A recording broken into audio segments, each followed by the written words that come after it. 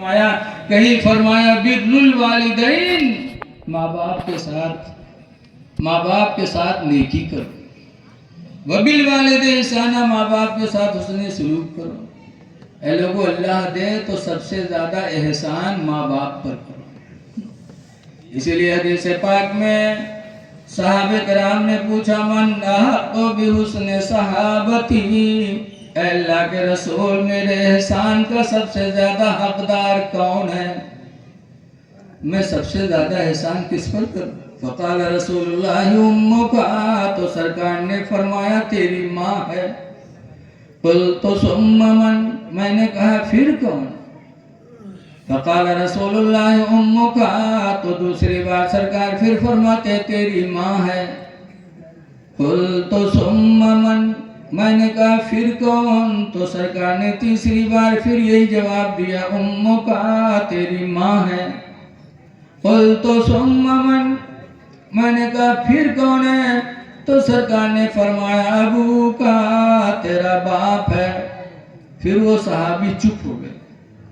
सरकार ने कोई जवाब बाद में न दिया, न उन्होंने कुछ पूछा बाद में।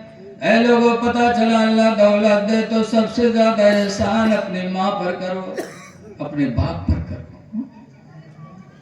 माँ को 3 मर्तबा बताया, अब्बा को 1 दफा बताया। क्यों?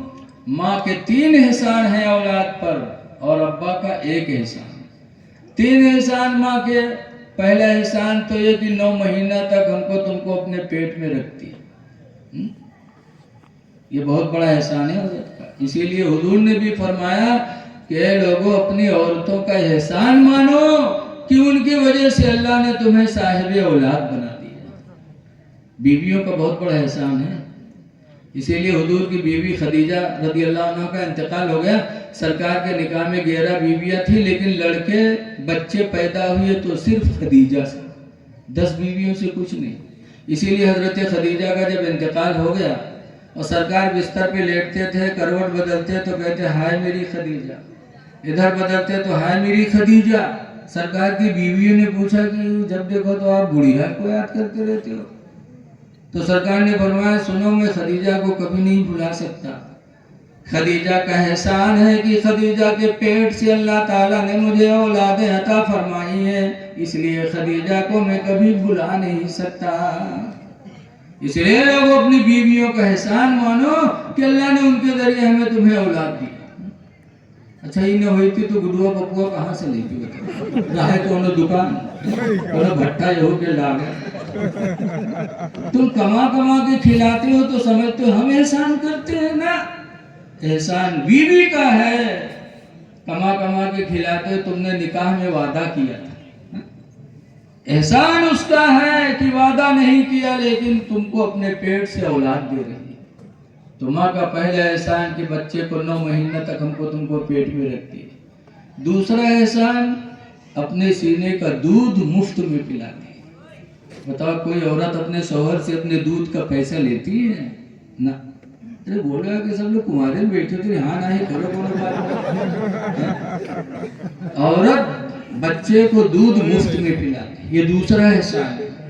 और तीसरा एहसान ये है कि माँ अपने बच्चे की परवरिश भी मुफ्त में करती है। और परवरिश का वो आलम कि बच्चा खाना नहीं खा रहा है तो बच्चे को गोद में लेके कहानी सुना रही है और खिला रही है।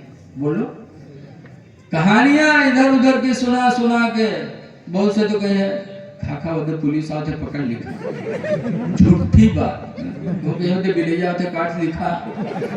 यानी माँ के दिल में मोहब्बत कितनी है कि अपनी औलाद को झूठ बोलकर, बहाना दे करके खिलाना चाहती है कि मेरा बच्चा भूखा ना रहे। तो ये दूसरा एहसान, यानी परवरिश। तो 3 एहसान, पेट में रखती, 1, 2 साल दूध का सीने का दूध पिलाती, 2, और तीसरा एहसान बच्चे को पालती है, नहलाती, धुलाती, सुलाती। और बप्पा के कौन एहसान है?